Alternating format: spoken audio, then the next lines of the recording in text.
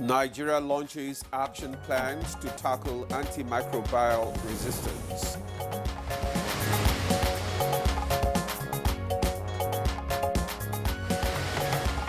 Kogi State appeals for a national solution to flooding in its environs.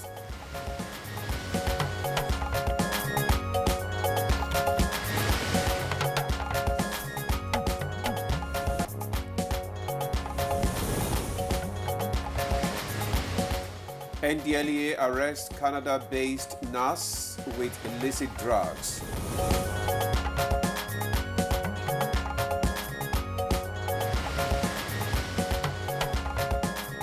And on Good Morning Nigeria today, we shall discuss the 30th Economic Summit and the way forward for Nigeria's economy.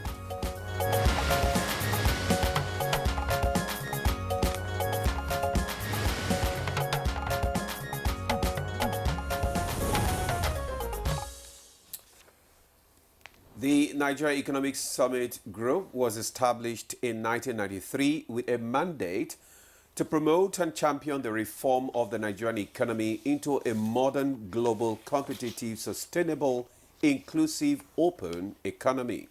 Now, this non-profit organization is a group of concerned private sector leaders representing key economic sector where they conceived the Nigerian Economic Summit and sustained it as a platform for bringing together private sector leaders and senior public sector officials to discuss and dialogue on the future of the Nigerian economy. That's true, Jumai. Over the years, the NESG has achieved significant progress in the areas of research, outputs, execution of programs, seminars, conference, and workshops aimed at facilitating the formulation and implementation of social and economic reform programs for the growth and transformation of the Nigerian economy. And at the 30th NESG Summit, several submissions were made on Nigeria's economy. For instance, President Tinubu made a case for a more diversified economy, reiterating current efforts towards achieving this as well as a more resilient economy through the Renewed Hope agenda. Other issues mentioned at the summit include the projection of a 3.3% economic growth for Nigeria in 2024 and 3.6% next year.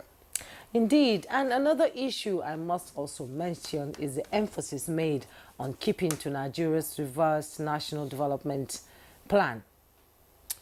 So, 31 years since it began proffering solutions to Nigeria's economic issues, what has the journey been like for Nigerian Economic Group? What challenges have impeded the implementation of its recommendations? How will the group's latest submissions at its 30th summit make the desired impact? We have guests joining us shortly to respond to these questions. Welcome to the program. The first in the week, I am Ademola Adeoye. And I am Juma Yusuf. I also welcome you to the program. We have our newspaper reviewer, Chukudi Okolo Ubaja. He'll be joining us in a moment. But for now, let's join Mina Daniel for the news. Good morning, Mina. Good morning, Juma and Ademola. Good morning, Nigeria. Here is the news.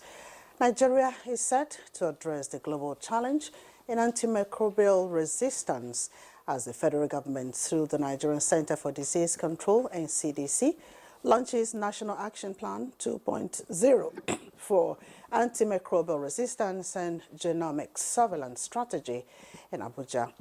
Coordinating Minister of Health and Social Welfare, Professor Ali Pate, said the action plan is part of fulfilling Nigeria's commitment at the last United Nations General Assembly in New York. Of our work, and the plan that has been laid out focuses on building our capacity for not only detection and surveillance, improving our response to emerging infections. We are building a future where every Nigerian will benefit from enhanced healthcare, improved disease prevention, and stronger health security.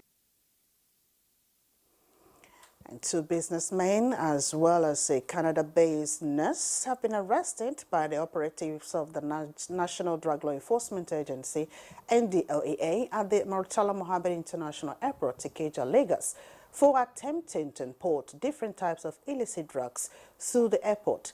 One of the suspects frequents Ireland, from where he claims to be importing fish for Nigeria, was arrested on Tuesday, 15th of October 2024, while attempting to board a flight to Thailand. When he was taken for body scan, the result showed that he ingested illicit drug, which proved to be cocaine, and as a result, he was placed under exclusion observation, during which he expelled 5 ecstasy wraps of cocaine weighing 400 grams. In the same vein, a 26-year-old businessman also excreted a pallet of cocaine weighing 22 grams. The suspect revealed that he was to be paid 2.5 million naira for trafficking the drug. Kogi state government says creation of dams in the confluent state of Kogi, Niger and Benue states, as well as dredging of the rivers, can permanently put to rest the perennial flooding being experienced every year across the area and beyond.